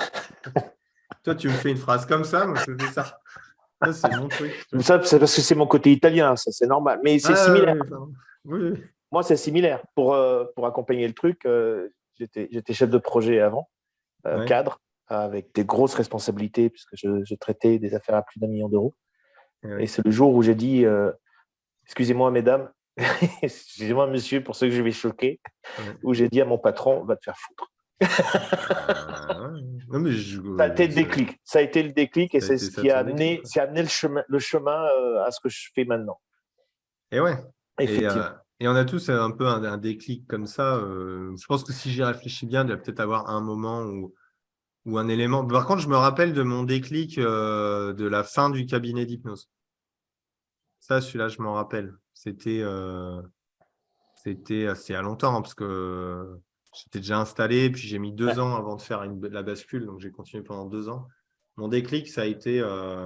j'étais très fatigué, parce que mon dernier venait de naître, il n'a pas fait ses nuits pendant 3 ans, donc c'était l'enfer. Et j'arrive un lundi matin au cabinet, et en fait, j'avais passé un super week-end, et je me pose, je suis bon, voilà, bonjour madame, sur quoi je peux vous accompagner? Et là, en fait, la personne, elle explose en pleurs. Et elle fait non, mais elle a pleuré pendant 1h30, un truc de fou, quoi. Ça m'était quasiment jamais arrivé, un truc pareil. Tu vois, sur une question, sur quoi je peux vous accompagner, tu vois. Je n'ai pas posé la question de ouf. Hein. Et dans ma tête, ça m'a fait putain, ça me casse les couilles. J'en peux plus. J'en peux plus. et au moment où je me dis ça, je me dis oh, pas bon ça. Pas bon du tout, quoi. Si tu es dans cet état d'esprit sur le fait d'accueillir la souffrance de quelqu'un en face de toi, c'est que tu n'es pas à la bonne place. Et paradoxalement, je me suis dit, il faut que tu arrêtes, il faut que tu passes à autre chose. Mais j'avais besoin du cabinet pour vivre, tu vois, donc là, pareil, même piège que quand tu es dans une boîte où tu as perdu du sens, mais tu es obligé de continuer de travailler, c'est le même principe, tu vois. Et j'ai dû continuer à accompagner les gens. Et paradoxalement, en ayant décidé d'arrêter, et j'ai été beaucoup plus dans l'accueil des gens. Et c'est là où j'ai été pendant 2 ans et demi, pratiquement. C'est là où je considère modestement que j'ai été le meilleur dans toute mon histoire de cabinet, on va dire. Parce que j'en avais plus rien à foutre. Et donc, du coup, la personne, elle arrivait, donc je lui disais ce qui me passait par la tête. Et c'est là où j'ai le plus aidé de personnes, en fait, finalement. C'est ce fameux lâcher-prise dont on parle. Ouais. Et c'est le fait de claquer la porte et ça t'a ouvert les yeux. Ça m'a ouvert les yeux et limite à la fin, je me suis dit, est-ce que tu veux vraiment arrêter, tu vois? Parce que Ségolène, t'as dit quoi, toi? T'as écrit, je sais plus ce que t'as écrit. J'ai pas eu le temps de lire. Voilà, elle voulait être hypnothérapeute, mais pas indépendante, oui. Mais c'était un peu pareil pour moi. D'accord. Moi, je voulais accompagner des gens, je voulais pas forcément être indépendant à la base. C'est pas un choix d'être indépendant. Ce que tu disais sur les 2 dernières années, ça ressemble pas un peu à ce que Laurent Bertin ait dit sur la manière d'être avec les gens? Ouais. Hein, c'est vrai, hein? C'est ça, c'est exactement ça. Et j'ai touché ça. Après, moi, Laurent, voilà, j'ai beaucoup suivi. Et puis maintenant, on est potes. C'est lui avec lui qu'on se parle tous les jours. Mais dans l'idée, c'est exactement ça. C'est ce truc de se dire, tu n'en as rien à faire, en fait. Entre guillemets, hein. Et de se laisser être soi-même avec l'autre, en fait. Exactement. Après, tu apprends aussi à te taire. Et je pense que ça, c'est important. Moi, j'ai appris à me taire beaucoup. Mais tu vois, ce truc-là, cette expérience-là des 2 ans et demi de fin de cabinet, ben, finalement, ça a été une expérience tellement riche qu'ils font que tout ça, je l'ai dans mes coachings aujourd'hui, dans ma manière d'accompagner, d'être là en face de vous aussi, là. Donc finalement, une note que j'ai jouée qui pourrait paraître fausse, bah, finalement, ça a donné une musique plutôt chouette après derrière pour moi. Donc c'est ça qui est intéressant. Mais j'ai quand même dû oser me dire, bah, tu fermes le CAB. Attends, le CAB, je faisais 60 et 80 séances par mois quand même. Donc tu dis, ouais, j'en ai fait une chier quand même, hein, des séances, là, j'avoue. Mais pareil, expérience super riche, quoi. Tu vois, Et puis c'est aussi ces moments où tu étais en cab sans le vouloir qui t'ont fait tenir aussi les 3 années qui viennent de passer à pouvoir faire le job, ouais, aussi, alors qu'il y avait autre chose qui te… Oui, parce que tu t'es créé une perspective, tu te crées une vision, tu te crées quelque chose qui change. Ouais, et puis ma vision, Qui la fait vision que tu qui fais m'a partie de ton tenu, évolution. ma vision qui m'a tenu, c'était de pouvoir travailler d'où je veux, quand je veux. C'était vraiment mon envie, ma perspective. C'est ce qui m'a tenu pendant les 2-3 ans difficiles. Et ce qui est complètement paradoxal, c'est qu'à partir du moment où j'ai eu une liberté totale, là aujourd'hui, je prends mon ordi, je vais à Tataouine-les-Bains, je divorce et je suis en garde alternée, donc une semaine sur 2, je suis bloqué à La Rochelle. Mais du coup, la deuxième semaine, je peux faire ce que je veux et j'ai eu cette sensation pour le coup, d'accomplissement. Quand je suis allé, je ne sais plus où, voir des copains en Savoie et que j'étais dans le TGV en train de travailler. Et là, je me suis dit, ah putain, mais en fait, là, tu peux avoir des potes pendant 3-4 jours à l'autre bout de la France et tu peux quand même travailler et ça n'impactera strictement rien ton activité. Et c'est là où je me suis rendu compte que j'avais réussi. JP, j'ai une question. Ouais. Au moment où tu t'es dit le cabinet, ça me gaffe, enfin, voilà ce que disent les gens, etc. Ouais. Est-ce que tu avais déjà une idée et que tu avais déjà cheminé à ce que tu allais faire après, ou tu t'es dit je me pose et je réfléchis? Je me suis même dit, je ne sais pas comment, mais ça viendra. Ok. Et après, c'est venu au fur et à mesure. C'est venu au fur et à mesure. Ça a été des rencontres, ça a été des opportunités, ça a été oser aussi faire des choses. Là, pareil, tu te reprends la tête sur les tarifs, sur ce que tu proposes, sur… Et c'est pas flippant le fait de te dire, parce que enfin voilà, c'est ce que je vais aussi, on a déjà échangé, mais de te dire, voilà, j'ai mis ça en place, j'ai fait ça, et maintenant c'est bon, j'ai déjà fait le tour et j'ai envie de voir, de réfléchir à autre chose. Quoi, là ou Non, mais enfin le temps où tu étais en cabinet, voilà, que ça dure pas des années, que rapidement tu sens que voilà, il va falloir que tu fasses autre chose, quoi. Moi, j'ai vite remarqué que je pourrais pas tenir le rythme des… J'avais besoin d'environ 70 séances par mois pour payer facture. Tu as mis combien de temps pour t'apercevoir que tu n'avais plus envie de ça? Parce que moi, c'est ce que je suis en train de vivre en fait en ce moment, où j'ai envie d'envoyer tout chier parce que ça me saoule, quoi. Ouais, ça a duré… Après, disons que j'en ai eu… En fait, voilà, pour être totalement transparent, j'en ai eu marre d'être confronté aux difficultés émotionnelles des gens, en fait. Les traumas, les trucs, ça me… Et ton empathie qui prenait le dessus. Non, c'est pas l'empathie. C'est cette espèce de contraste absolu où tu enchaînes 3 viols dans la journée, tu rentres chez toi et salut les enfants, ça va? Papa, t'as passé une bonne journée? Génial, tu vois. Et à un moment donné, j'en avais marre en fait. Et ça me… C'est l'énergie que j'avais en fait. Ouais, mais tu es resté combien de temps du moment où tu as ouvert ton cabinet jusqu'au moment où tu t'es dit ça? Parce que, ouais, 3-4 ans, ouais. 3-4 ans. Ah, d'accord, bon, ça va alors. Parce que moi, quand j'ai dit ça la semaine dernière ou il y a 15 jours à mon mari, Il me dit, mais ça fait 3 ans que tu fais ça, tu en as déjà marre. Ben Ouais, oui. mais c'est des. Parce que tu as fait le tour, Sylvie. C'est parce que tu as fait le tour. Ah, puis, non, je pense que j'ai une saturation parce qu'à 80 séances par mois, ras-le-bol, quoi. Enfin, Charlotte, amuse-toi bien. Ah ben merci. donc, et après, il faut laisser le temps au temps. C'était super. Ouais. Faut laisser peut-être le temps au temps et laisser l'introspection nécessaire. Après, moi, je me suis rendu compte que j'étais. Attention, parce que moi, je me suis rendu compte que c'était pas ma place. Ça veut dire, moi, ma place, elle est là, en tout cas pour maintenant, elle est là aujourd'hui. Là où t'es. Non, mais Damien, il n'arrête pas. Il n'arrête pas, Damien. Damien, il se régale. Mais il a bien raison. Ce soir, il a décidé. Il a bien raison, c'est un peu en coaching. Mais dans l'idée… Je ne fais que filer ta métaphore. Non, mais je vois, c'est super. Je suis un humble padawan. Non, mais je vois ça, c'est très, très bien. C'est très, très bien. Je suis fier de toi, en tout cas. Ouais. Mais dans l'idée, je me suis rendu compte que, j'avais choisi ce métier pour certaines raisons que j'ai déjà évoquées en live. Hein. C'était… le côté, ça fait bien d'aider des gens, le besoin de reconnaissance, toutes ces choses-là, mais au fond, qu'on a tous. Hein. Je suis un petit peu revenu de ça. Tu vois, on a tous besoin de reconnaissance. Mais dans ma tête, inconsciemment, hein, tout ça, c'est après, quand j'ai vraiment travaillé dessus avec du recul, que je me suis rendu compte pourquoi j'avais choisi de devenir accompagnant et thérapeute. C'est que ça faisait bien de solutionner les problèmes des gens en termes de reconnaissance. Tu vois, j'avais plus de chances d'avoir de la reconnaissance parce que j'avais aidé des gens. Et en plus, moi, ce qui m'intéressait, c'était de comprendre absolument comment l'être humain fonctionne. Et ça, c'est quelque chose qui m'anime toujours aujourd'hui. Hein. Ça n'a pas bougé. Il me mettait dans une posture un petit peu de sauveur. Et dans la posture un petit peu de aussi punchy en séance, qui m'amenait à vouloir avoir du résultat pour pouvoir avoir la récompense du résultat et la reconnaissance. Vous voyez ce que je veux dire?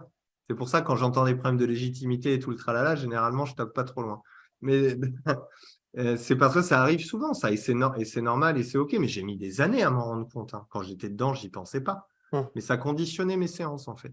Et quand j'ai lâché le côté je vais arrêter le cabinet, j'ai plus cherché la reconnaissance parce que j'en avais plus rien à foutre, j'avais décidé d'arrêter. Et donc, de ce fait-là, j'étais dans mon authenticité pour accompagner les gens. C'est ouf. Et cette sensation, du coup, je l'ai gardée aujourd'hui dans mes accompagnements. Et c'est ce qui fait que, au fond, je me suis quand même rendu compte que moi, j'aime bien faire ce que je fais. De filer un coup de main aux gens, j'aime bien. Tu vois. Mais à l'époque, le milieu de la thérapie, de l'accompagnement thérapeutique, en fait, c'était pas ma place. Et il y en a pour certains, c'est leur place. Moi, il y en a plein hein, que j'ai en coaching ou que je vois, quand je discute avec eux, ils sont animés par ça. Donc, c'est là où c'est intéressant de se dire, est-ce que là, j'en ai ras-le-bol au bout de 2-3 ans, ou 3 ans, Sylvie, c'est ça, 3 ans, hein. J'en ai un peu ras-le-bol, là, je sature. Pourquoi? Parce que c'est une notion de rythme et de variété. Parce que ça peut être ça. En fait, quand on se met à notre compte, tu nous dis il faut créer du réseau et tout ça. Ouais. Donc, voilà. Moi, avant de m'installer, 6 mois avant, j'ai travaillé mon réseau. Bon, je travaillais au milieu pharmaceutique, donc déjà, j'étais allée faire le tour des ostéos, des médecins, cabinets infirmiers, femmes pédiatres et tout ça. Sauf que maintenant, je suis tombée dans un engrenage où j'ai eu besoin d'eux pour qu'ils me fassent vivre, pour qu'ils m'envoient du monde. Maintenant, c'est vrai que moi, en retour, je leur ai envoyé du monde parce que j'avais de la clientèle qui avait besoin d'un rendez-vous rapidement ou quoi que ce soit. Donc, j'ai fait jouer ce réseau et vice-versa. Sauf que maintenant, c'est le chien qui se mord un peu la queue, c'est que ils en veulent toujours plus, là. Prends-moi cette personne-là où il faut absolument que tu me la cases dans la semaine ou quoi que ce soit. Et j'ai ce sentiment où je me sens redevable vis-à-vis d'eux et je n'ose pas dire non. Donc, je me cogne des journées, mais à rallonge, et à la fin de la semaine, on avait déjà parlé de ça. Hein. Oui, pourquoi redevable? Oui. Pourquoi redevable? Parce que au début, j'étais bien contente qu'ils m'envoient de la clientèle pour pouvoir bouffer, pour pouvoir payer mes factures et tout ça. Et maintenant, j'ose pas leur dire parce que je trouve ça serait un but de ma personne de leur dire arrêtez de m'en envoyer, c'est bon quoi. Je pense que c'est le jugement que tu portes sur le fait de leur dire non qui pose problème. Qui dit non, dit oui. Oui. Ouais, et puis, à mon sens, t'oublies un truc, c'est que là, tu présentes les choses d'une manière unilatérale, genre, c'est eux qui ont rempli mon frigo. Sous-entendu, t'as rien fait pour eux. Oui. C'est pas vrai. quand même.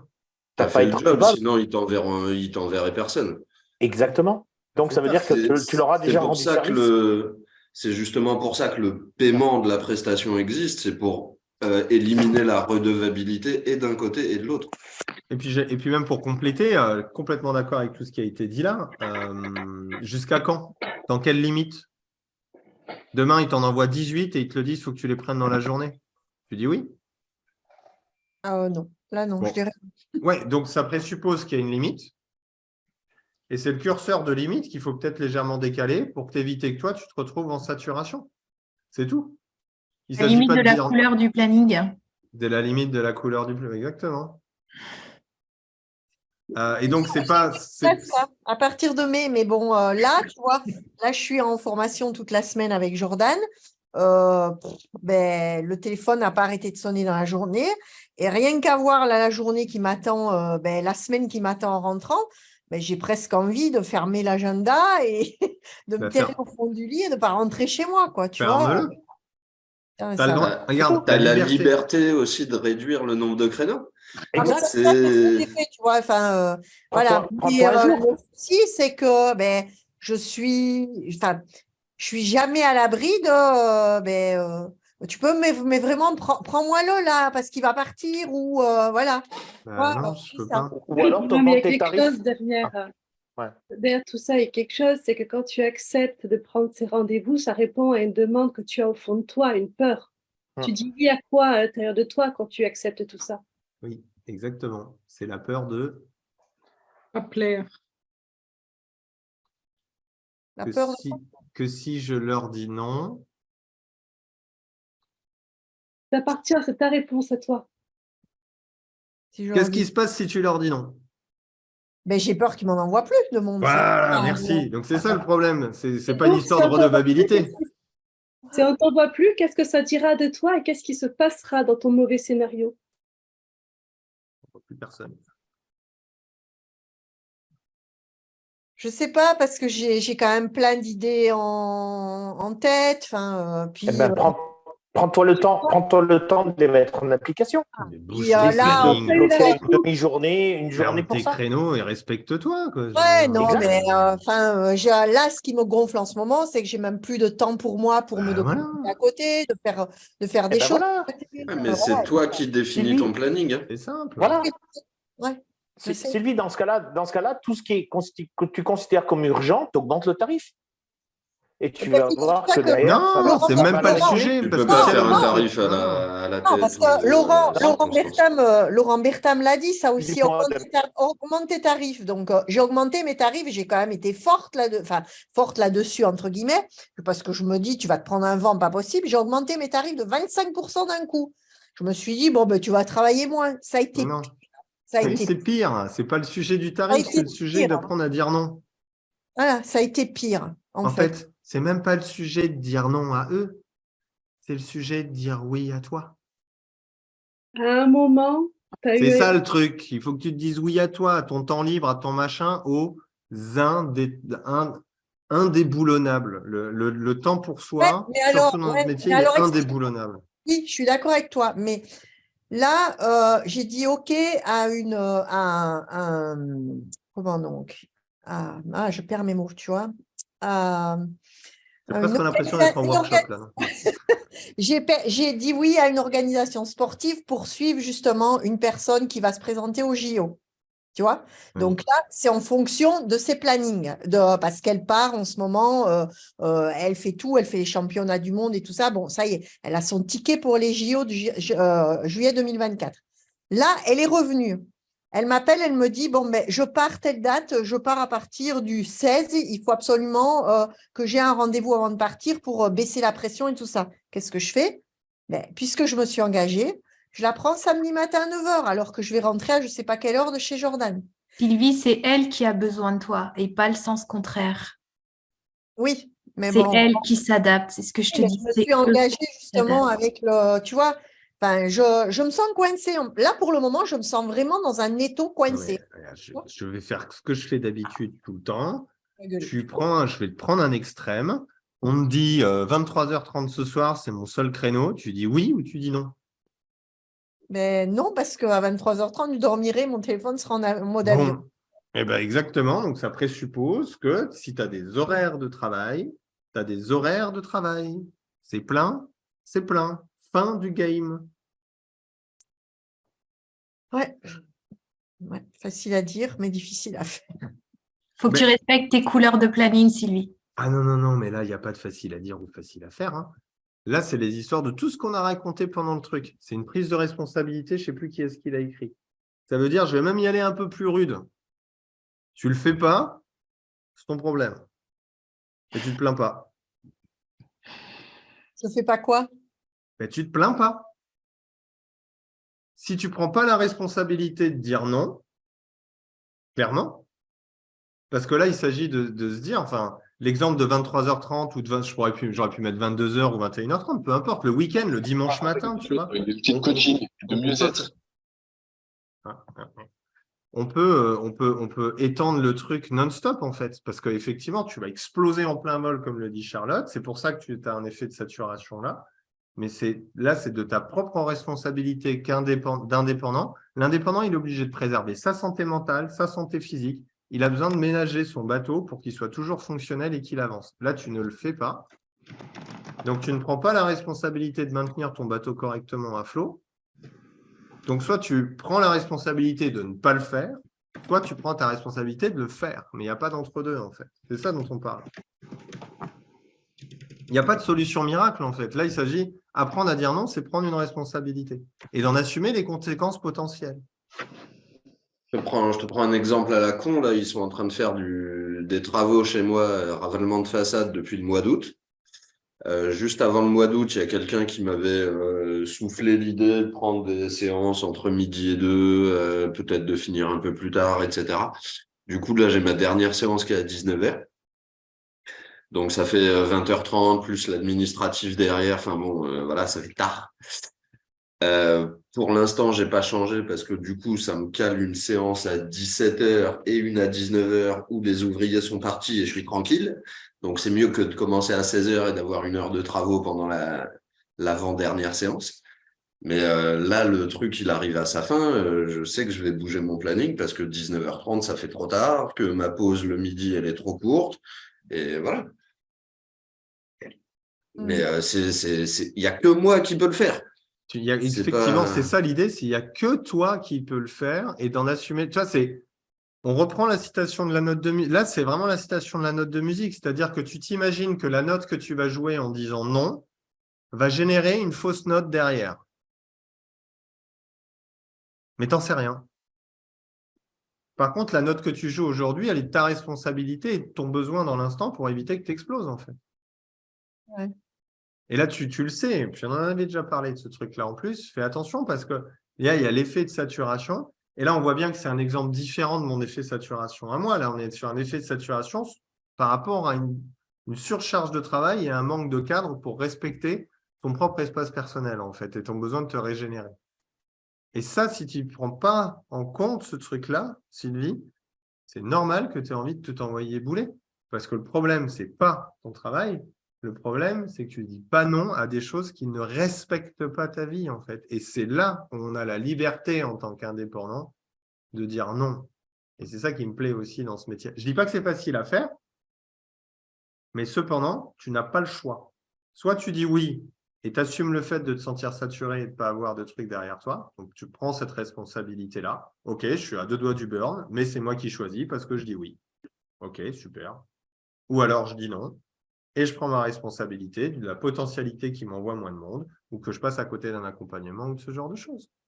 Ouais, non, alors là, je me dis, j'ai 2 semaines à tenir encore parce qu'au mois de mai, ça y est, avec Magali, on a travaillé ça, on fait code couleur sur les plannings, tu vois. Moi, je me dis, si tu fais 2 séances tabac, eh ben, tu t'arrêtes à 2 séances tabac, ça me suffit pour la journée vu le prix que je pratique.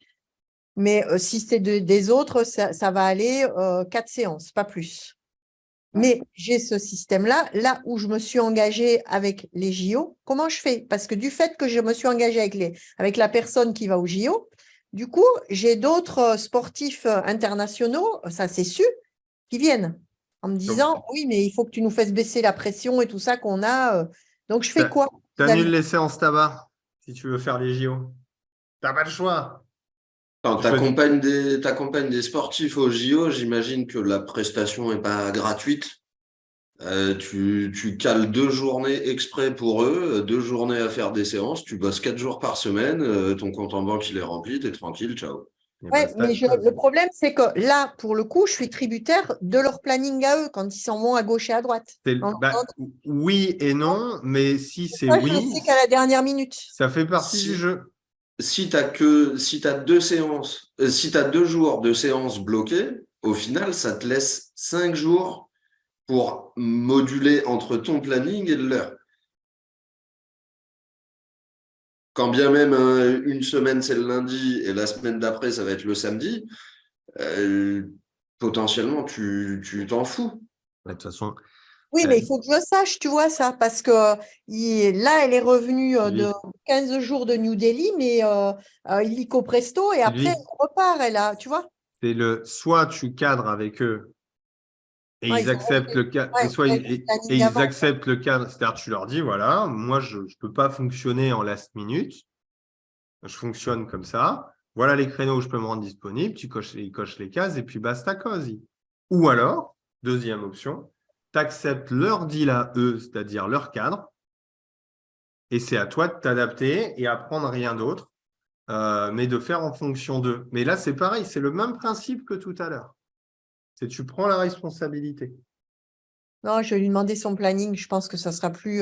parce que j'aime pas, moi, quand c'est pas prévu, des trucs comme ça, moi, ça m'énerve, ça me sort de mon fais comme corps. tu le sens, mais finalement, ce qui bouffe de l'énergie, c'est d'avoir la sensation de ne pas avoir la main. Voilà, c'est peut-être presque la conclusion de cet apéro-coaching-là, de se dire, on a la main en tant qu'indépendant, on a la main sur le choix de nos contraintes, en fait, on a la main sur le choix de nos cadres, etc. Et c'est là où c'est parfois difficile, c'est qu'on est censé seul les assumer. Comme là, moi, je te renvoie une chose, c'est si tu ne poses pas un cadre, tu ne te plains pas. Parce que c'est le fait de ne pas poser de cadre qui pose problème. Tu vois ce que je veux dire? Parce que tu prends la responsabilité de ta décision ou de ta non-décision. Et c'est ça, être indépendant, finalement, c'est d'assumer nos choix, les prises de responsabilité ou nos non-prises de responsabilité. Mais tout ça, elle le sait déjà. Oui. Mais ici, après, du coup, il y a peut-être aussi Mais le sujet est intéressant un peu pour tout le monde en exemple, tu vois, c'est gros, on ne va pas creuser non plus. Il y a aussi le fait que si tu n'as pas une bonne qualité de vie, une bonne qualité de repos, tu vas perdre en qualité de tes séances. Et du coup, ça va se ressentir aussi. Ben voilà, c'est ça. Et c'est ce que je ne veux pas. Ben voilà. Donc après, ça va être à toi de choisir. Quelle qualité tu veux donner à ton travail? Il faut que tu aies un temps de repos nécessaire pour recharger, pour pouvoir être bien posé et avoir plus de recul. Sinon, tu travailles en tension et à un moment donné, tu vas passer à côté de choses et ça peut te retomber par la suite. C'est ce que je fais dans mes coachings. C'est hyper important. C'est les trois pieds du trépied. Ce sont la vie pro, la vie de ton entreprise et ta vie perso. Il y a quand même un gros problème à tout ça, c'est que ça fait un quart d'heure que j'ai terminé mon verre et le live va continuer quand même. Bah, au pire, tu sais, des fois, on n'a plus besoin de toi. Hein, donc après… Non, mais j'ai remarqué, non, mais je me casse si c'est que ça arrive, pas de souci. Hein. Finalement, et rien ne t'interdit de te resservir. Hein. T'inquiète, je fais la prévente. Tu fais une demi-heure de plus, bordel. Ah. Là, j'ai vu l'heure. Bon, c'est pas grave, c'était cool et c'était vachement intéressant la dernière super demi-heure. Bon, j'espère que ça vous aura plu. On va conclure là-dessus. Prenez soin de vous en tout cas. Rendez-vous dans 15 jours. Comme d'habitude. Oui, le cadre. Alors, voilà, le cadre. Voilà, oui, le cadre, voilà. Voilà. Mais bon, j'ai choisi, je prends ma responsabilité et j'ai pris beaucoup de plaisir à dépasser le cadre ce soir avec vous et c'est l'essentiel. C'est ça, tant que tu dépasses et que c'est OK pour toi, bah, tu dépasses. Tant que tu kiffes, c'est bon. Moi, c'est pas toi, tu kiffes pas parce que ça dépasse, et fais en sorte que ça redevienne du kiff et puis voilà. Exactement. Des bisous, prenez soin de vous à tout le monde. Et la prochaine fois, tu te prends 2 bières. Allez. Non, c'est bon, ça suffit là.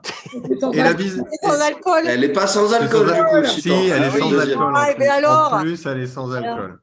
Bon, arrête, j'ai picolé tout le week-end sur l'île de Ré, là. Non, c'est bon, ça suffit là. C'est l'entraînement pour juin, ça. Ouais, c'est ça. La bise à Jordan. Hein, oui, je ne manquerai pas. Ouais, tu lui passeras le bonjour de Damien qui est venu en décembre, si jamais à l'occasion. Il ne se rappelle pas de toi, de toute façon, laisse tomber. Ouais, il ne se rappellera pas de moi, mais bon, au cas où. Allez, à plus à tout le monde. Allez, ciao, ciao. Au revoir. Salut.